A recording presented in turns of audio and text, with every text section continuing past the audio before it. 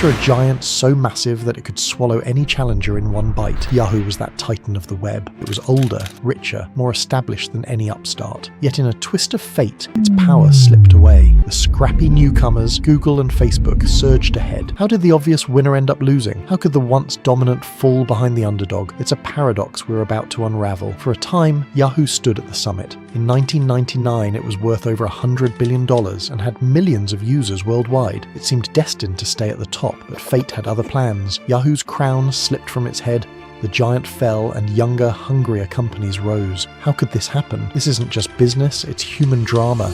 Yahoo's fate was shaped by real people. Dreamers and deal makers, coders and visionaries. What drove its founders? What mistakes haunted the boardrooms? At what point did things spiral out of control? Each twist is a piece of a puzzle.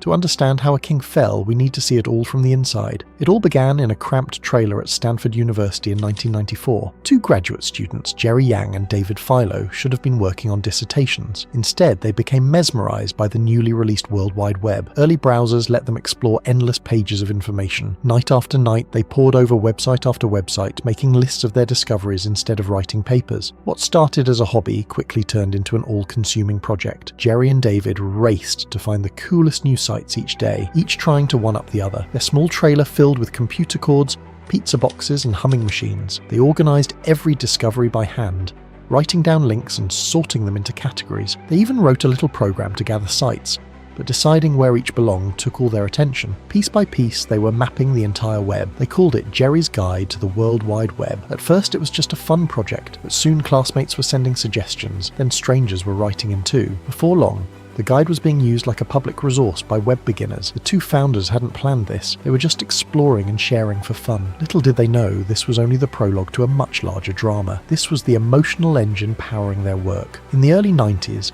the web was bewildering and new. Imagine being a person opening a blank browser for the first time. You have no guide, no roadmap. A teenager hunting for music sites or a retiree trying to check stocks might feel lost in a maze. Yahoo's directory solved that uncertainty. Finding Jerry and David's guide was like finding a friendly beacon in the digital darkness. For the founders, the night was the opposite of a study session. They huddled around laptops like kids in a candy store. Jerry, the outgoing one, excitedly chatted up each new site he found, while David quietly methodized coding and cataloging. They even came up with the name Yahoo, complete with an exclamation just for fun. Their work was play. It was curiosity and excitement, not a plan to make money, that drove them. Then fate intervened.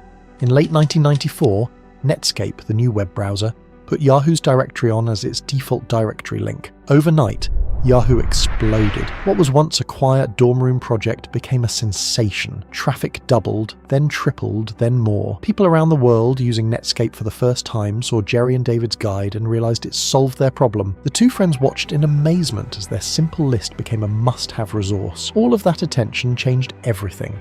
Stanford asked them to move the site, and Netscape co-founder Mark Andreessen offered his server for free. Suddenly, Yahoo was more than a homework project. Jerry and David left dorm life behind. They leased a small office in Sunnyvale and even hired a few employees. Jerry and David started wearing suits and shaking hands with executives.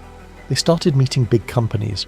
Microsoft, CNET, and eager venture capitalists lined up to learn about this startup. Yahoo's future was now real. Next came the big question: how to make money from something free? In that messy trailer, investors bluntly asked, who will pay? Jerry and David had an answer ready: nobody. Their plan was simple: keep Yahoo free and sell ads instead. After hours of debate, a young Sequoia partner, Mike Moritz, agreed to back them.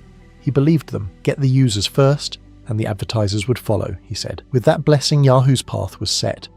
With funding in hand, Yahoo entered the big leagues. They dug into the problems full time, studying existing search tools like AltaVista and Lycos. They saw where those fell short. They listened to users who wanted faster, better results. Then they started building. Yahoo Mail was launched for free email, thanks to Rocket Mail technology. Yahoo News to gather headlines. Yahoo Finance to track stocks. The goal was always the same: make people's online lives easier and more convenient. Yahoo expanded globally too. It launched Yahoo Japan in partnership with SoftBank in 1996, and it quickly became hugely successful. In fact, Yahoo Japan eventually drove more profit than the American arm. Yahoo also expanded into Europe and Asia, bringing its services to a global audience. Those international gains would become one of the company's saving graces later on, but an antagonist lurked: the inertia of the old ways. Yahoo's hand-built directory had been revolutionary, but the web was growing too fast. At first, it was fun to sort a few thousand sites, but soon it was tens of millions. No human-curated list could cover it. Millions of new pages and users were pouring in each month. Their categories couldn't keep up. Yahoo knew its approach might not scale. It had to change or be left behind if it wanted to keep guiding people through the ever-expanding internet. By the late 90s, frustration crept in. Power users whispered that something better must exist. Yahoo's search results could be imprecise. Savvy searchers started trying other engines. Advertisers grumbled too. Yahoo's ads were old-style banners, while a newcomer called Google was about to change the game with targeted ads. Customers wanted faster, more effective tools. Inside Yahoo, the team felt it. The old homepage and ads were not cutting it, and they knew people deserved something better. Then Yahoo hit a personal low. In early 2001, the dot-com bubble burst, sending shockwaves through the tech world. Their rocket ride came to a screeching halt. Yahoo's stock tumbled and many tech companies died overnight. The founders and leaders, who had been on top of the world, saw their fortunes evaporate. It was a humbling moment. Yahoo had to take a long, hard look and remember its core mission. Something had to change for Yahoo to survive. In that dark moment, Yahoo's leaders had to ask themselves, who are we, really? The crash taught a lesson. It wasn't about riding hype, but about sticking to basics. They decided on a simple creed. The user always comes first. Technology must serve people, not the other way around. This belief became Yahoo's new mission. The flashy tricks of the bubble were gone. Now they focused on being simpler, more reliable, and more helpful. By 2008, Yahoo stood at a fork. Microsoft was offering a staggering $44.6 billion. On one hand was cash in the bank, on the other was Yahoo's vision. They chose the bumpy trail. Instead of selling, Yahoo's board turned down the offer. They bet everything on themselves, not on a payday. It was the most audacious decision in their history. Risk everything, or walk away, choosing risk over safety. Yahoo clung to its purple logo, an exclamation. That symbol was their rallying cry. Every time they saw it, they remembered who they were. Two Stanford kids with wild dreams. It stood for boldness and adventure, the promise they made. In the grey halls of corporate doubt, that purple Y was a splash of hope. It reminded them to stick to their mission, serve the users, not sell out. The aftermath was brutal. Investors panicked and the stock tanked. Media declared Microsoft the victor as Yahoo stumbled. Growth stalled and ad rates dropped. It looked like they had thrown away a life vest. A sense of dread spread through the company. Many at Yahoo wondered if that was the final nail in the coffin. Refusing the offer didn't erase their problems. Rivals closed in, and they still had to rebuild from the inside. Their gamble was far from over, and so Yahoo went back to building with a new creed. Simplicity and user focus. Every product got attention. Yahoo Mail became a powerhouse. Still free, now with huge storage so people never ran out of space. Yahoo Messenger took off as a free chat tool. They even reworked search behind the scenes from the ground up. But building a fast search engine proved tricky. Yahoo's engineers toiled for years on the new search, yet it never matched Google's speed. Users noticed. Yahoo search often felt slower, reinforcing the idea Yahoo was always a step behind. From the user's point of view, Yahoo felt smoother and more helpful than ever. But deep down, Yahoo knew it still had to catch up. The difference was obvious to users. Yahoo was still a portal with news, finance, and more, but each part was polished. The site remained free and accessible. When a user logged in, it felt customized, familiar yet better organized. Clutter was trimmed so information could shine. It still had that comforting yellow banner, but now with smoother navigation. In short, Yahoo built on its old strength, but with a smarter, faster face. Yahoo already had a public proving ground.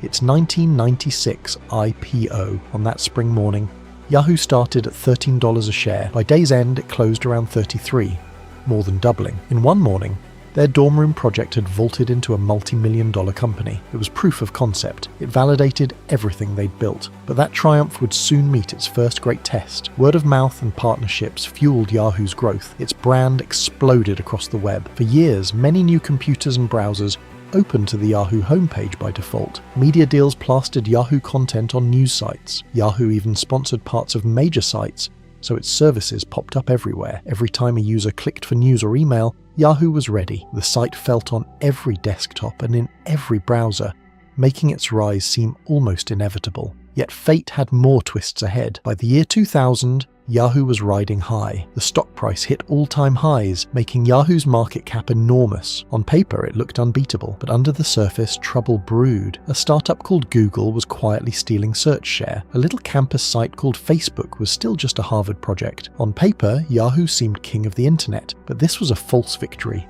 A storm was coming. In the mid-2000s, everything changed at once.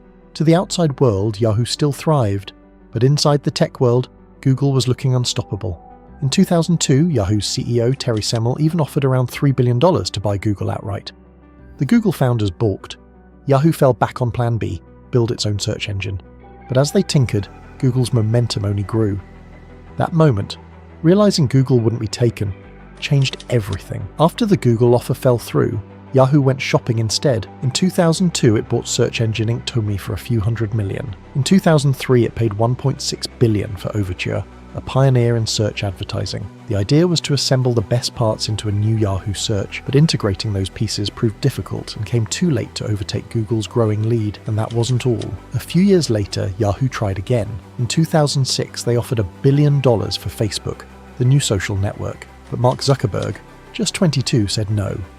Another future titan slipped from their grasp. Google soared ahead. Facebook exploded, and Yahoo was left watching. Each of those missed deals, Google, Facebook, now looks like one of Yahoo's biggest mistakes. Soon after, another missed chance loomed. In 2005, YouTube burst onto the scene. Yahoo even considered buying it, but the deal never happened. Google swooped in and paid $1.65 billion. A few years later, YouTube became the default way to watch video online. Yahoo watched yet another revolution pass it by. In 2007, everything changed again. The iPhone arrived. Suddenly, people expected the web in their pockets.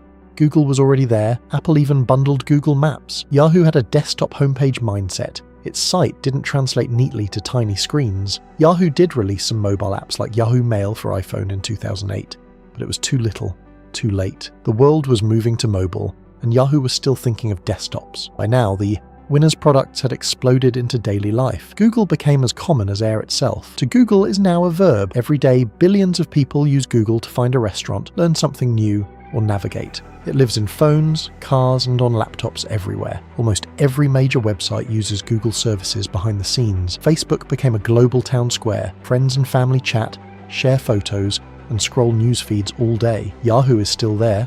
Its mail and news have users, but it cannot match the ubiquity of the new giants. Success has consequences. Google and Facebook haven't been immune to criticism. Google's dominance is questioned. It quietly gathers data on every search. Facebook draws scrutiny for privacy and how it can addict or polarize. Yahoo itself had skeletons in the closet. Security breaches, dead-end projects, and slow adaptation. In this world, every tech giant has dark spots. The story isn't one-sided. Even the winners have paid a price for their success. It would be disingenuous to single out Yahoo. Google and Facebook have their shadows too. Every major success brings downsides. Google Search, for example, raises privacy concerns. It tracks every query. Facebook draws scrutiny for data and mental health. Even Yahoo's decline isn't just business. It's a reminder that with power come responsibility. In the end, every player has a flip side. This story has good and bad on all sides. In hindsight, one of the clearest differences was focus. Yahoo tried to be everything on the internet, building news sites, email, games, and more. Google, by contrast, focused relentlessly on search, and Facebook focused on connecting people. That focus let them excel at one thing. Yahoo's broad scope meant it never offered a truly outstanding product in any one category. In other words, Yahoo dived into complexity when the world needed more simplicity. Today, the story continues in a different form. In 2026, Yahoo Inc., after Verizon's sale to Apollo, is mostly a media company focused on news, sports, finance, and email. Even new features like a crypto section in Yahoo Finance appear. Millions still visit Yahoo, but it's much smaller now. Yahoo's workforce, once tens of thousands, has been cut drastically. It operates more like a digital publisher than a tech innovator. It still attracts hundreds of millions of visitors each month, but its scope is a far cry from its former glory. Today, Yahoo's legacy continues in Silicon Valley lore. Its rise and fall is taught as a case study. In classrooms and boardrooms, people recall the Microsoft bid that never was, and the deals with Google and Facebook that slipped through their fingers. In startup circles, they whisper the phrase, "Don't become the next Yahoo," as a warning to stay nimble. But there's inspiration too. Yahoo started with 2 students and a simple list, showing how bold ideas can spark a revolution. Silicon Valley hasn't forgotten that. Where is Yahoo now? Think of it as a proud older sibling trying to keep up. It's adding mobile apps and new features, but every move meets a giant competitor. Its story has an open end. Maybe it will shrink, pivot, or even get reborn in some unexpected way. One thing is certain, the web will keep moving forward, with or without Yahoo in the lead. We've come full circle. What began as two curious students organizing links became a lesson in ambition and change. Yahoo's story isn't just about dollars or market share, it's about human creativity and how a simple idea can sweep the world. It's about how quickly fortunes can shift. Technology is not a straight line, but a roller coaster driven by passion and mistakes. It's a reminder that success and failure are two sides of the same coin in our digital age. Yahoo's journey is ultimately about people and constant change. Even the mightiest companies must keep learning and adapting. Now that you know how Yahoo's story unfolded, it is time to understand how Google changed everything too.